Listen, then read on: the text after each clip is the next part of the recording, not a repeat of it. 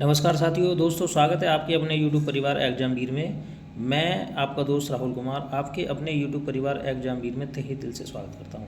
दोस्तों आज का जो वीडियो रहने वाला है वो हमारा डिजिटल बोर्ड पर ना रहकर दोस्तों मोबाइल पर रहने वाला है। ठीक है, देखिए आज मैं आपको NTPC CBT फर्स्ट के लिए स्पेशल स्ट्रेटेजी बताऊँगा कि आपको क्या क्या पढ़ना है।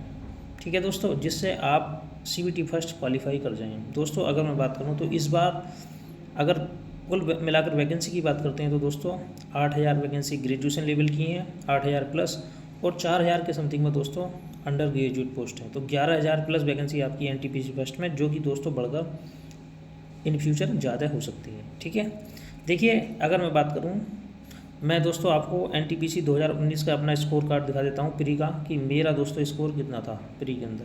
हालांकि मैं उस टाइम दोस्तों जॉब पर था, फिर भी मैंने जॉब पर रहने के दौरान इतना अच्छा स्कोर किया था। और दोस्तों मैंने पढ़ाई नहीं की थी, मैंने बिना पढ़े पेपर दिया था, क्योंकि मेरी तैयारी ऑलरेडी पहले से थी। क्योंकि मैंने दोस्तों तैयारी किस प्रकार की है मैं आपको सब कुछ बताऊंगा डिटेल से। अब देखिए आप एक बार स्कोर देख लेते हैं। मेरा जो 83.1658 था, जिसमें मैंने सारे के सारे लेवल क्वालिफाई किए थे। देखिए 83.1658। ठीक है, अब NCR इलाहाबाद से था मेरा, और मैंने लेवल 2 पास किया था। लेवल 3 भी में क्वालिफाई था। लेवल 4 की यहाँ पर इलाहाबाद के अंदर वैकेंसी नहीं थी। ठीक है, लेवल 2, लेवल 3, लेवल 5 और लेवल 6। लेवल 6 में मेरा CA भी था और मेरा SM भी था। अब मैं बात कर लेता हूँ दोस्तों कि आपको किस तरीके से तैयारी करनी है। अभी काफ़ी समय है, आपको बहुत सारा समय मिलने वाला है। ठीक है, क्योंकि अभी इतना टाइम है कि आप अगर जीरो से तैयारी स्टार्ट करेंगे तो भी आप एग्ज़ाम को क्रैक कर ले जाएंगे। देखिए दोस्तों, सबसे पहले मैं बात कर लेता हूँ सिलेबस कि आपका सिलेबस है क्या।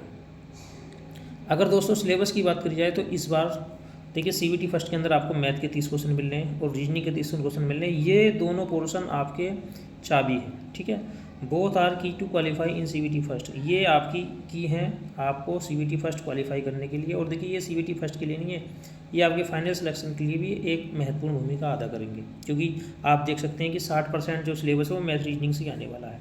अब मैथ रीजनिंग कहाँ से करें?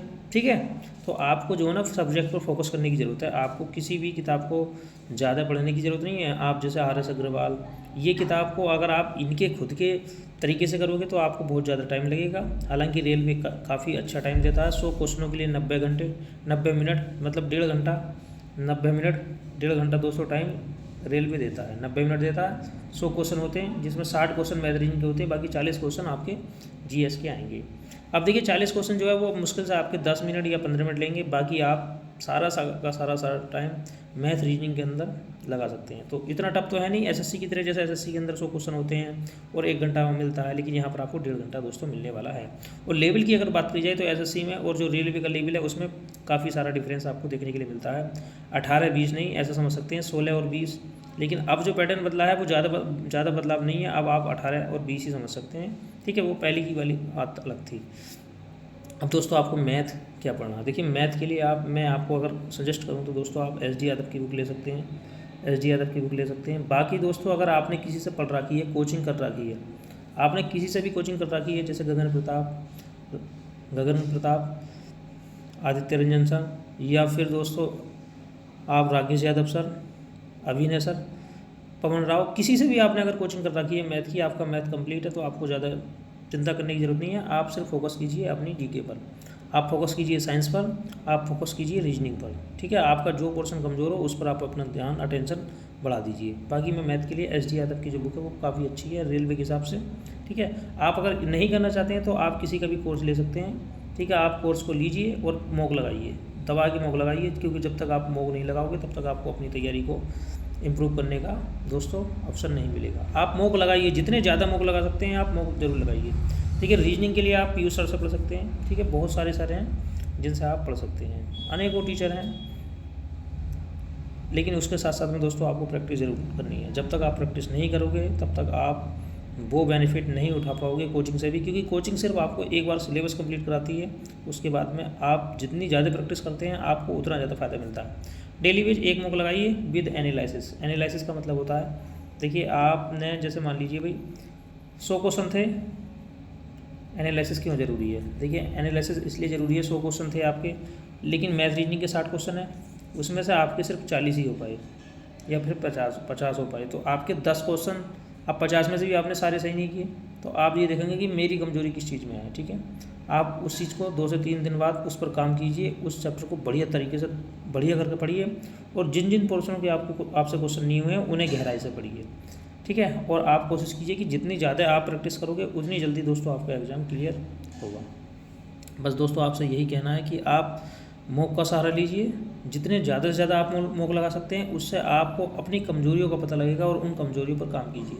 लेकिन उससे पहले अगर आपने सिलेबस पूरा नहीं किया है तो दोस्तों मॉक लगाने की गलती बिल्कुल मत करना, पहले सिलेबस पूरा करो, और जितनी जल्दी हो सके आप उतनी जल्दी सिलेबस पूरा करो, क्योंकि अभी आपको इस जो आपकी वैकेंसी है, इस वैकेंसी को पूरा होने में काफ़ी ज़्यादा टाइम लगेगा, आप जब तक सब कुछ सिलेबस अपना कंप्लीट कर सकते हैं। बस अब मैं देख लेता हूँ, बात से करते हैं साइंस की। देखिए साइंस की अगर बात करी जाए दोस्तों, तो साइंस में आप जानते हैं कि साइंस में 3 पोर्शन हमारे अलग अलग हैं।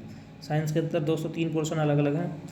साइंस के अंदर फिजिक्स का पोर्शन अलग है, ठीक है, और केमिस्ट्री का पोर्शन अलग है, और बायो का पोर्शन अलग है। आप फिजिक्स पढ़िए बढ़िया तरीके से, आप 10वीं लेवल तक एनसीईआरटी पढ़ सकते हैं, आप केमिस्ट्री एनसीईआरटी पढ़ सकते हैं, आप बायोलॉजी, या फिर आप देखिए आज मार्केट के अंदर इतनी सारी बुकें हैं दोस्तों, आप किसी एक बुक को प्रीफर कीजिए और उस बुक को कम से कम 5 से 6 बार दोस्तों पढ़ लीजिए, 5 से 6 बार पढ़ लीजिए, क्योंकि दोस्तों मेंस के अंदर आपको सबसे ज़्यादा साइंस मिलने वाला है। यहाँ पर जीके का ज़्यादा रोल नहीं रहता है, साइंस का रोल दोस्तों आपको ज़्यादा यहाँ मिलने वाला है। फिजिक्स बढ़िया तरीके से पढ़िए, एक एक चीज़ को, जो आपकी जितने भी टॉपिक दिए हुए हैं आप उन्हें बहुत बारीकी से पढ़िए दोस्तों, बढ़िया करके पढ़ना है, और ज़्यादा से ज़्यादा बार पढ़िए, किताब का कई बार रिवीजन कीजिए। बायोलॉजी को बहुत अच्छी तरीके से पढ़ना है दोस्तों, क्योंकि बायोलॉजी में सबसे ज़्यादा परेशानी दोस्तों को पड़ती है। ठीक है, साइंस साइड वाले बच्चों को भी, जिन्होंने फिजिक्स और केमिस्ट्री ली हुई होती है, उन्हें बायोलॉजी में परेशानी आती है, और जिनके पास बायोलॉजी होती है उन्हें और सब्जेक्टों में बहुत ज़्यादा परेशानी आती है, जैसे मैथ, रीजनिंग और बाकी सब्जेक्ट में आती हैं। तो आपकी जो कमजोरी है उन कमजोरियों पर आज से ही काम करना स्टार्ट कर दीजिए। अब बात कर लेता हूँ दोस्तों मैं जीके की। देखिए आप कोई एक मिसलेनियस किताब लीजिए, जीके के लिए एक मिसलेनियस किताब लीजिए, विविध किताब। आपको मोटी मोटी किताबें पढ़ने से कोई फ़ायदा नहीं है, आप ऐसी किताब पढ़िए जो ज़्यादा मोटी ना हो और जिसमें हर चीज़ हो, मतलब फिजिक्स हो, फिजिक्स के लिए, मतलब आप साइंस के लिए तो अलग सेपरेट बुक ले सकते हैं, जिसमें आपकी हिस्ट्री हो, ज्योग्राफी हो, पॉलिटी हो, और करंट के लिए दोस्तों आपको करंट के लिए मैं अलग से बताऊंगा। देखिए करंट के लिए आप किसी भी एक चैनल को प्रेफर कर सकते हैं, या फिर एक मासिक पत्रिका को प्रीफर कर सकते हैं, क्योंकि जब आपका मेंस होगा तो दोस्तों उसके अंदर 1.5 साल का करंट या 1 साल का करंट आपसे पूछा जाता है। और मेंस के अंदर सिर्फ मैथ रीजनिंग के साथ साथ में जीएस, जनरल साइंस और करंट अफेयर का वेटेज सबसे ज़्यादा होता है। 20 क्वेश्चन करंट अफेयर तक के देखने के लिए मिलते हैं। तो सबसे ज़्यादा महत्वपूर्ण है दोस्तों आपके लिए करंट अफेयर और जनरल साइंस, करंट अफेयर और general science, GS, general science and current. ये चीज़ आपका बेड़ा पार कराएगी, ध्यान रखना, आपको जनरल साइंस और करंट अफेयर आपका बेड़ा पार कराएगी, ये आपको फाइनल सिलेक्शन तक दोस्तों पहुंचाएगी। तो दोस्तों अगर वीडियो अच्छी लगी है तो लाइक कीजिए, और अगर चैनल पर पहली बार आए हैं तो चैनल को सब्सक्राइब जरूर करना है। और आपके जो भी दोस्त जो भी रेलवे की तैयारी कर रहे हैं दोस्तों, उन सब अपने फ्रेंड में हमारी वीडियो को जरूर शेयर कीजिए। मिलते हैं नेक्स्ट वीडियो में, आज के लिए इतने काफ़ी है। जय हिंद, जय भारत, वंदे मातरम।